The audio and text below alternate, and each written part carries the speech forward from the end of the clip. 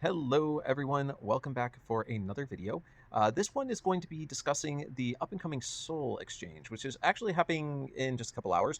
I set this video out a little bit later just to see if there was going to be any changes to things. Previously, I'd done one ahead of time and I ended up putting a wrong character in there, and that wasn't particularly fun, so I figured I'd wait this time around. Plus, there's plenty of people putting out their opinions. I do want mine to get out there to you all, so we are going to do that right here, right now. So this is going to be the August 2025 edition of Soul Exchange. So this will be our third one for the year, and we will talk about what they came up with, whether or not I think these are particularly good choices, and we'll go through by bracket. So we'll start at the 10 souls, then the 15, then the 20, and we'll see what we have to offer. Now, this chart that we see here, sorry, let's get a better view of it there. This chart that we see here was actually provided by someone else, and I apologize for not knowing the reference. This was put out in the content creator room. I usually would prefer to give direct credit to who did it, but I will admit this is not my chart. I just thought it was very well organized, so we are borrowing it for this video. This is going to list all of the potential options by max CP power. One thing worth noting is that Skarn is now 20 souls. You'll see he's second on the list. And he was flipped with Starwalker, who will now be 15 souls, which is probably a more appropriate level due to their CP power, etc.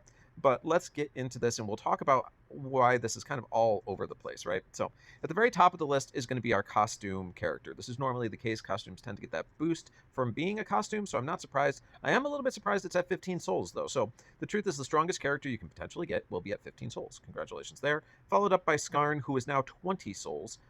Then we have Uwe, surprisingly third on the list at 10 souls. He might be the bargain value of the entire portal, but we will kind of get into that. Then also right below Uwe is going to be Garten. They're basically the same CP, more or less, but Garten costs twice as many souls at 20. Then Lazara, Starwalker, Lodius, blah, blah, blah, etc., etc. But it is important to look at this just so you can get a view of their potential max CP.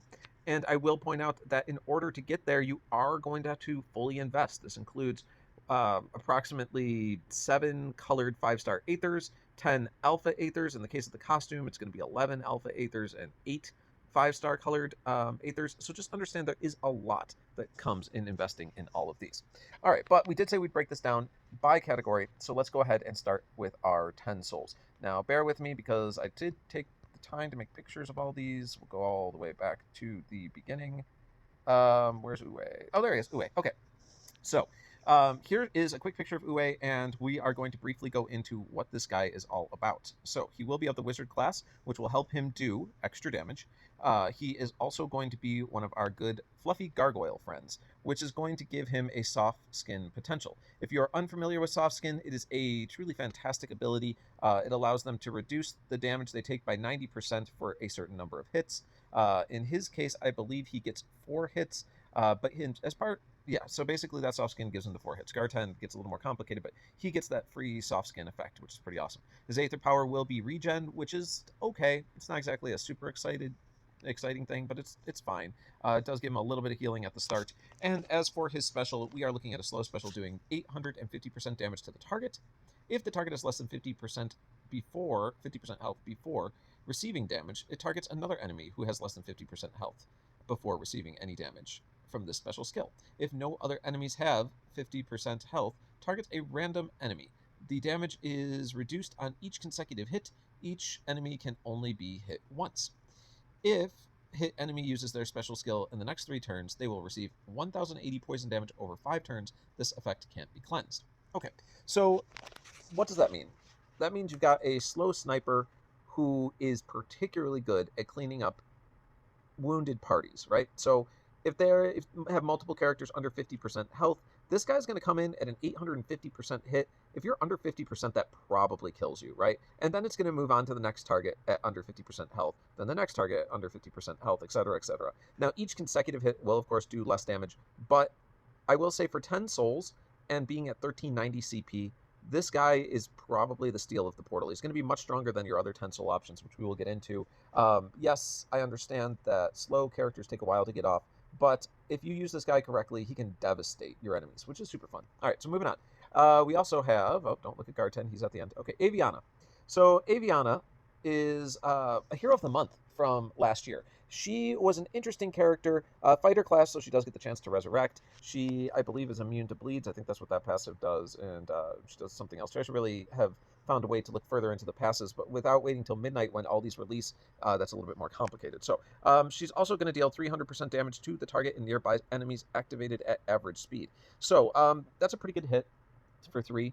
Oh, and sorry, let's see. With a second passive is mana on buff received. Okay, so that's the other thing. If she receives buffs or stacks, she's going to get plus 5% mana, which is pretty interesting.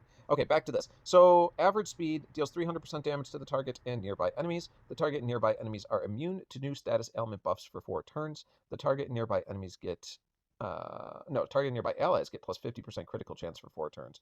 Elemental Link gives all holy allies 5% chance to dodge. Okay, so that last part, the elemental link, is really not the focus. The focus of this character is the fact that she's a hit 3 for an okay amount. But stopping those targets, the target nearby, from getting buffs for 4 turns is probably the niche part of her special. This could be very effective when you're dealing with characters with taunt or other super frustrating things, like even things like Gurik's Slime Revive right now. If Aviana goes off and puts her debuff up there, they would not be able to get Slime Revive when Gurik casts it, and that would certainly be helpful for you in taking down that particular type of character. And last but not least, that additional 50% critical chance for 4 turns is fascinating. I forgot about that as part of her special. It's a really good pairing with the whatchamacallit, the new characters from the Outlaws family from Three Kingdoms. They get 50% base crit, but working with her, you're basically at 100% crit, and they're going to be doing a lot more damage. So she might be interesting to pair with those characters. I hadn't really thought about that till this moment, but that could be kind of fun. As for overall power, her CP is dropping off. She was a hero of the month. You're not going to get too much out of her. If we look back to our little reference sheet, it was all the way back here.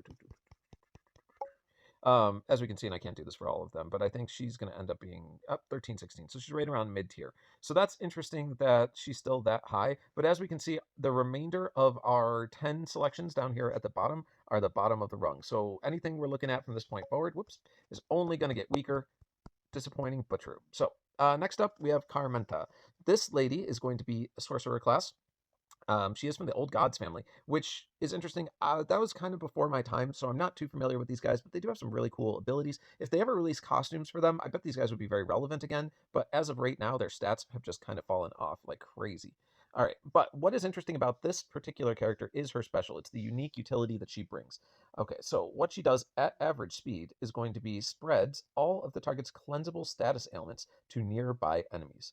The duration of the status element is reset for the target and nearby enemies. Deals 495% damage to the target and minor damage to nearby enemies. So, her direct hit isn't going to be all that amazing, but where she shines is the fact that she spreads these cleansable ailments and refreshes their duration. So if you have like a really strong dot that only hits like a single target, or honestly, it could be any status element. So it could be silence or mindless, right? Let's say you get mindless off on a target. You can use her to hit that mindless target and spread it to the nearby enemies as well, and the duration is refreshed. It's some very interesting things that you can do with that ability. That is what makes her a little bit intriguing as a character to select from this at 10 souls. But again, even if you take the time and effort to level her up, her stats are just going to be terribly lacking. So it probably makes her not an ideal choice in the long run. All right, next up we've got Tinsel. Tinsel is going to be of the Winter Heroes. She does do some interesting stuff. And we'll get into that. She has some interactions with Starwalker and characters like that. So right here, it says it deals 340% damage to the target and nearby enemies at fast speed. Summons an elf minion to the caster and nearby allies with 7% HP and 10% attack. And the target and nearby enemies get negative 14% defense and a further 5% defense for each ice shield on the board, up to a max of negative 54% defense down. The target and nearby enemies get negative 10% accuracy and a further 5% decrease for each on the board, up to negative 50% accuracy. So she does do some interesting stuff, and she does have a defense down that can overwrite things like Starwalker or Pepperflame. There we go. That's the other name I was looking for. And it will cause them to trigger their damage immediately, which is a fun interaction with those particular characters. So if you have Starwalker or Pepperflame and you want someone who can force trigger them, she is good for that reason. But otherwise, her stats, once again, are ridiculously low, and I don't think that she's going to be that relevant, even if you get her at this point. So, last but not least, in the 10 Souls department, we are looking at Hallstone. Hallstone, unfortunately, he's just not it. Like, I mean, we could go into him, but like, just don't. Like, he's the one character in this entire Soul Exchange that I will say, honestly, just do not select this guy. You're doing yourself a disservice. He's too random to even create strategy or theories around, and his CP is terribly low. Like, please just avoid this one. All right, so that's our 10 souls collection. Next up, we're breaking into 15 souls. In this department, we see a lot more interesting options, and it starts to make things a little bit more challenging to decide what to go with. But in reality, we are starting out with Costume Basset. Now, Costume Basset is definitely going to be the highest CP in the portal. I understand that looking at the card here doesn't necessarily look that way, but if we go back to our chart, which we'll take a look, she gets up to 1583 CP. Now, we're seeing new characters currently released at like 1614 approximately, so understand that she's very close to that. She's 17, about 31 CP off of max released new characters right now. So she actually is very viable. The problem is not that she doesn't have good CP, but rather in the fact that her special is a little bit outdated, and we'll go into this. One thing that I do like about her is that she will benefit from the passives that come with the costume, which includes a ×3 effect on her other passive, which has I believe, a 60 or 70% chance to do like 83% damage to all, and some other effects. But the point of the matter is that she has 3 chances to do that. So that is a reasonable amount of extra damage that she can sneak in. I think it's up to, if you get really lucky and all of them trigger, another 210% damage from those 3 triggers, which could then be added to her potential 210% damage here. So if she got incredibly lucky, you might be doing a 420% hit to all at fast speed. That's a lot of value. If that were to trigger in that situation, that's a heck of a lot of value. Then also she's going to offer all allies plus 45% chance to dodge. So that is a useful ability. Dodge is pretty fun. The problem with dodge in this era is the number of heroes that are now guaranteed to hit. And there are tons of them. Absolutely tons of them. The Astral Dwarves, the Astral Elves, the Beowulf family. There's significantly more. I don't know why I can't think of them all right now. But anyway, my point is, with the number of characters out there that cannot miss their targets, I think all the Untold 2 characters also can't miss with their Frostfall strikes and stuff like that. And Owls with their Moonlight strikes can't miss either. And point is, there's so many families that can't miss. The dodge is kind of falling off. And that's where I think she's a little bit less exciting than I'd like her to be.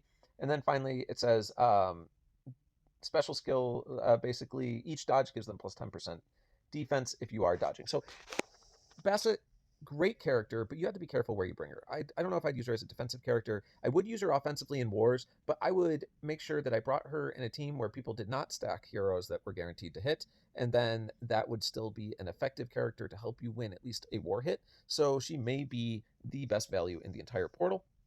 Next up, we have Erlang Shen. Erlang Shen, without a costume, he's just kind of falling off. He has a fighter class, which gives him the chance to resurrect. He also deals 475% damage to the target and minor damage to nearby enemies. The target and nearby enemies get 45% attack. If this effect is removed before the duration ends, the target with the effect suffers... Oh, I'm sorry. The target and nearby enemies get negative 48% attack for 3 turns. And if it's removed before then, the target suffers 502 damage. So it's, again, one of those punishing debuffs that basically says, hey, if you cleanse me, you just take more damage. That sucks for you. Is that really what you want to do? I think he's fine. He's just kind of boring, and his stats have fallen off without a costume, which makes me wonder if he's necessarily worth 15 souls. But if you need a yellow attacker, I guess he might be interesting. Brimstone. Okay. Brimstone, this guy's a very interesting guy as well. He will deal...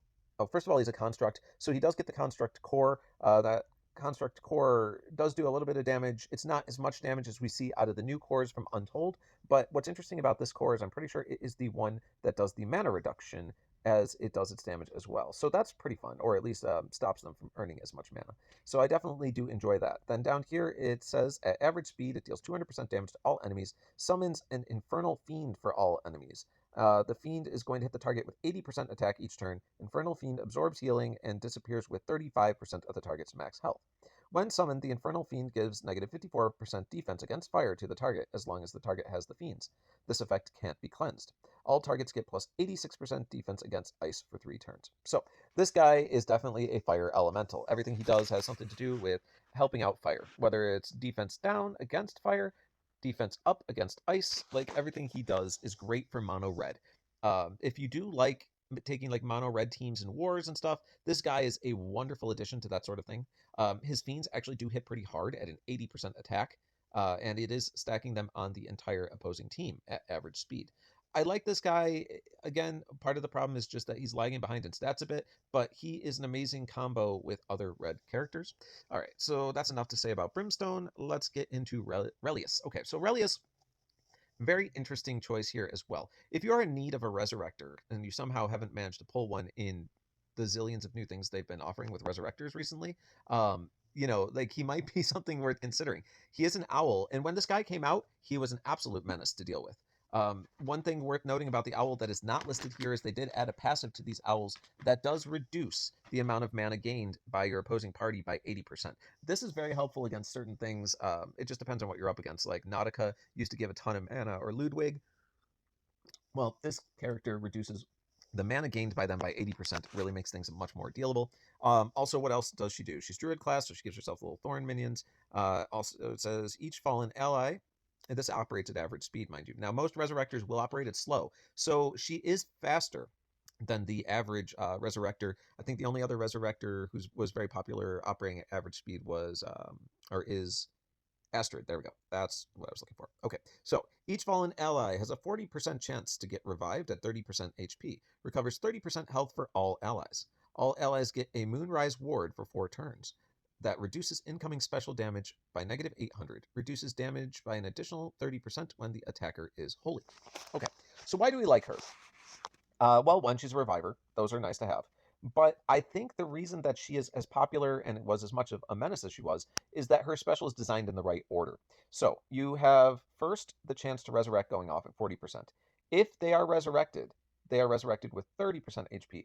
All of these numbers matter, so just bear with me. 40% chance to resurrect, resurrected with 30% HP. Then the heal goes off. So the resurrect first, then the heal. Now you had a character revived at 30% HP who will now be at 60% HP.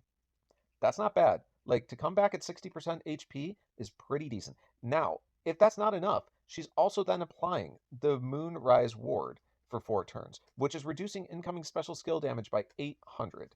More so if it's a holy skill. So she brings them back at 60% HP and protects them from special skill damage. So if you try to follow up and murder them the next turn after they first come back, one, they're at 60% HP, and that's not necessarily the easiest thing to get them back into the grave on, but two, they're taking less damage from the Moon Rise Ward. So honestly, she's a good Resurrector. Her biggest problem is that she's fallen off in stats, right? And that happens to everyone with the power creep. But don't underestimate her as a Resurrector. She's kind of fun. I do recommend her if that is what you're looking for. Then last in this tier at 15, we have Starwalker. Ah, yes. One of the very first Astral Elves ever released. Starwalker makes it here, and he is a interesting individual. When he first came out, he was pretty powerful as well. I do believe that the power creep has caught up with this guy quite a bit as well. His strength just seems to be dwindling because of the fact that everything has such higher stats now that his damage is not as impactful. But let's go into what this gentleman does. All right, so he's Druid class again. He'll make little Thorn minions. He is, of course, an Astral Elf, which will allow him to share 20% of the damage he receives with allies, makes him a little bit more survivable. He operates at fast speed. Oh, he also can never miss. That's another thing. Astral Elves can never miss, so that's kind of a nice bonus. But operating at fast speed, he's going to deal 200% damage to all enemies. Deals an extra 450 damage if the target has boosted health. So he does punish boosted health as well. All enemies get negative 35% defense for 3 turns. If this effect is removed before the duration ends, the target will suffer 551 damage. Now, these numbers may have been inflated a little bit. I feel like this is lower because this character's only at 80. I do believe he takes about 1,000 damage for removing the debuff, give or take, somewhere around 1,000 damage. So it's a little bit stronger than this appears. This character is great for things like Equalizer and so on and so forth, because these effects will be equalized off and then trigger damage, etc. So it's fun to play around with that kind of effect in Equalizer War. But just because of the way that the stat creep is going, I just don't recommend this one. Starwalker's just, he was great in his prime. He's just not worth investing in today, if that makes sense.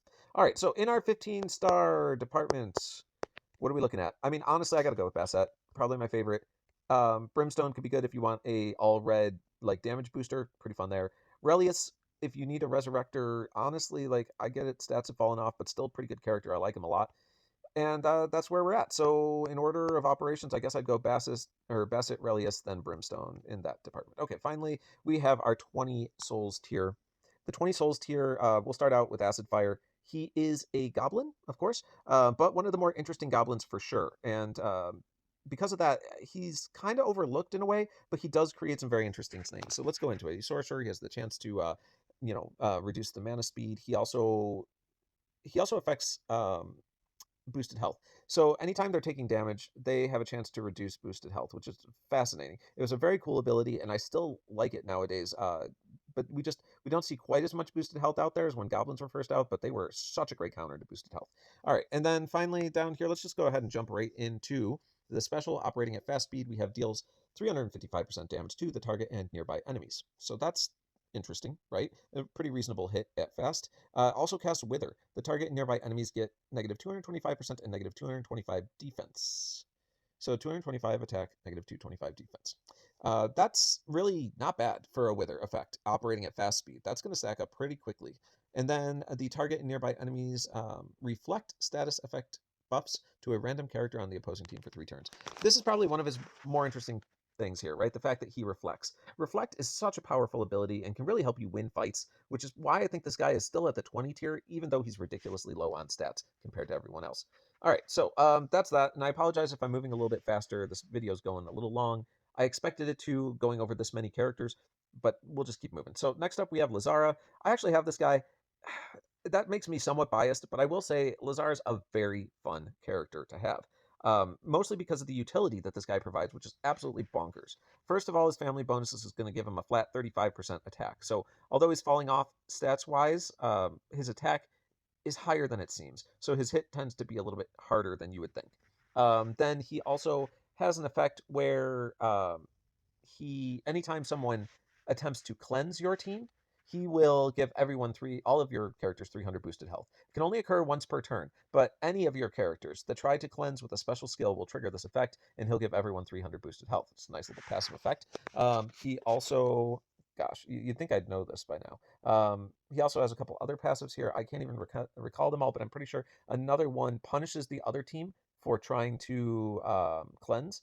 And I don't remember exactly how it punishes the other team, but I think it does something like that. And then he also has another passive that says his attack cannot be reduced, I'm pretty sure. So that's pretty awesome as well. All right, so operating at average speed, this guy does Home Run, which says cleanses all status ailments from all allies without triggering secondary effects. So he safely cleanses, and he does it as a priority cleanse, which is fantastic. Then he also deals 325% damage to all enemies, which is a pretty decent hit for average, and all enemies get negative 50% decrease to any healing received for 4 turns. So he also is a heal reducer. All enemies can't get their status ailments cleansed or reallocated by special skills for 4 turns. So not only is he a heal reducer, a safe cleanser, a hit all, he's also stopping debuffs from being able to be removed or reallocated. Like, he does so much. He's also sneaking in some additional healing anytime he cleanses and casts a special, or anyone else on your team attempts to cleanse with a special skill. So, I mean, honestly, like, I understand 20 souls is a lot, but at least this guy's got a ton of utility. I'll give him that. All right, moving on. We've got Lodius. Lodius is probably one of my favorite owls. This guy is just such a headache to deal with. Operating at very fast, let's get into this. First of all, when he has the owl passive again, it's not listed here, but that is going to be the one that reduces the mana the opposing party gains from special skills or effects. So that's interesting. And then also operating at very fast speed, you've got a guy here doing a Moonrise Strike, dealing up to 2200 damage. And 40% more if the target is holy. So it is going to be a sniper hit, a single hit for up to 2200 damage. Now, obviously, if you're unfamiliar with these Moonrise Strike effects, stuff like that, it's super inflated in these numbers here. You can cut that in half, and that's the average hit. That's what you're actually can expect to do. So instead of 2200, expect it to be around 1100 to a single target. But we're talking about 1100 damage operating at very fast speed. So that's interesting. Also does an extra 40% damage if holy, so that 1100 could be closer to like 1500, 1600 to holy, so that's interesting as well. If the target is defeated by the attack, so if they were already low and you can finish off somebody, it says the nearby enemies are then unable to gain any mana for 3 turns. So if you use this guy to snipe someone out, the nearby enemies also get a debuff where they literally gain 0 mana for 3 turns. That's so powerful. Do not underestimate that. And finally, as if that wasn't enough, all allies then gain counterattack with 60% of damage received for 3 turns. okay, that's a headache because look, yes, it can be cleansed off, but this guy's operating it very fast, and he's giving your entire party counterattack. If you are unfamiliar with counterattack, let's say you don't have a character that has it in your party, etc., like just understand it is a very powerful effect because basically what you're doing is you're turning your opponent's offensive power against themselves. You are doing damage with all of their effort. It's a very strong way for you to squeeze ahead in the damage department because you're one, like in this case, you're only doing 60% of the damage coming in, but the reality is you had to cast no specials or anything like that. It's just a passive way of doing damage back to them, which may cause them not to attack you in the first place. And if they're not attacking you, you're creating more chances for your specials to get off or for you to get heal off and heal up, etc. It's just a very frustrating thing to be dealing with. A lot of times I just accept that I got to burn through this counterattack, but I'm always amazed at how much damage that can really do. So, Lodius, like the dude, I definitely do. Great utility again. All right, next up we have Skarn. Skarn is the highest CP that doesn't have a costume in this portal. He gets to like 1480 something, I think, so pretty reasonable still for war depth, etc. Skarn is going to be a very fast attacker that also has the core. This core is going to be doing minor damage and also reducing mana generation of all enemies. So operating at very fast speed, getting that mana reduction up could be pretty nice on the dot. So just don't forget about that when you're thinking about this guy. Yeah, his damage looks pretty darn low, because it does. It's only dealing 185% damage to all enemies at very fast speed. All enemies will then get negative 30% defense against ice for 3 turns, and all enemies will receive the 558 frost damage over 3 turns. So yeah, that is low. It is. But, again, I think a lot of this guy's value is in the fact that he's getting that corrosive, is it corrosive poison or something like that, that he puts out there that's going to reduce mana generation as well. So just understand that this guy is not bad. He genuinely is not bad. And he might even be worth fully investing alpha aethers into and everything else if you really want like a very fast attacker. He does do some elemental defense down, so if you're stacking with other blues, that's great. And at very fast, odds are he's going off to set up your other blues as well. So just think about that when you are considering Skarn. And then last but not least, we have Garten on the list. Now, Garten is probably going to be my top recommendation for 20 souls, but it comes with a bit of an asterisk. And I'll say this because I feel like it needs to be said. I don't like the 20 soul selection for this particular soul exchange. And I will get into Garten. I didn't forget about him. We'll go over that. I don't think that they offered enough value at 20 souls. Everyone that we just looked at, yeah, they're cool. They got some fun utility. But the reality is if you're getting them right now and you're fully investing in them, you've already lost the majority of the curve with the power creep. So I just wish that they would have offered better. Like, I think Skarn should have been around the CP of all the options here. Like, I want to see more 1480s rather than these 1380s. Like, it's not fair, in my opinion, to be giving us stuff so low. And honestly, the Goblin, I think, being the lowest, let's take a look because it's right here. Aspire, 1304. 1304 for 20 souls is pathetic. We're at 16, like 14 releases right now. That's 310 CP behind the curve. Like, it's... Anyway, point is, like, that's just crazy to me for 20 souls. All right, but now let's rewind back to Garten because he does deserve his moment to shine. All right, so Garten here is probably the most interesting and most effective still character, I think, for this particular range because acting like a healer and utility, he won't fall off quite as quickly as the other ones. It's just the nature of his special, so we'll get into that now. All right, so he has a sorcerer class. He has the chance to delay again, and then he's got the soft skin. The soft skin, when activating his special, puts 4 charges up again, reduces the damage by 90% for those 4 hits, and he can't be affected by status elements, etc. This includes insanity, so this is where Garten becomes very interesting.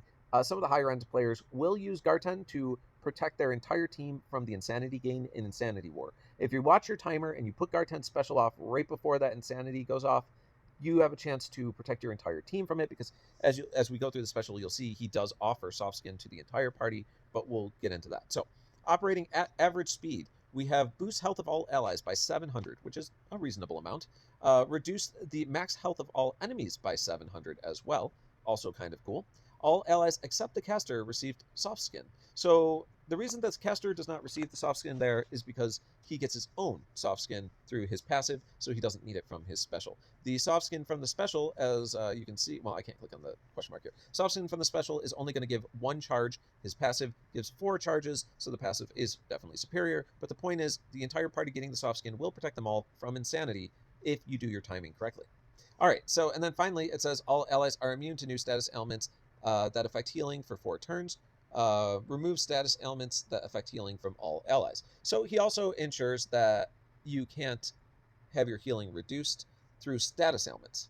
So that's very helpful. However, in this day and age, with all of the Fox heroes out there, they do their heal reduction through passives, and Garten has no effect on that. So just understand that, unfortunately, the Fox heroes are still going to be able to reduce your healing, even with the protection that Garten offers. But that being said, you've got boosted health of 700, max health reduction of 700 for your opponents. You're also giving the soft skin out to reduce damage for your team and immunity to healing debuffs. Garten's offering you a lot of value. Um, and I would love this guy if they had offered him a little bit cheaper. Like, I don't think he should have been over 15 souls by any means. Um, but that is what it is, right? Like, I still think in the 20 souls department, he's probably still the best bet. Like, I think his CP is still doable for now, and the way that his special works, he will be unique utility to handle Insanity War. He will be a niche extra healer, a health reducer, a boosted health maker, like just a lot of stuff you can get out of him. So if you have to pick a 20, he's my top choice. After him, I mean, I don't know. Let's look at their skills over here. Skarn's, of course, going to be the highest CP.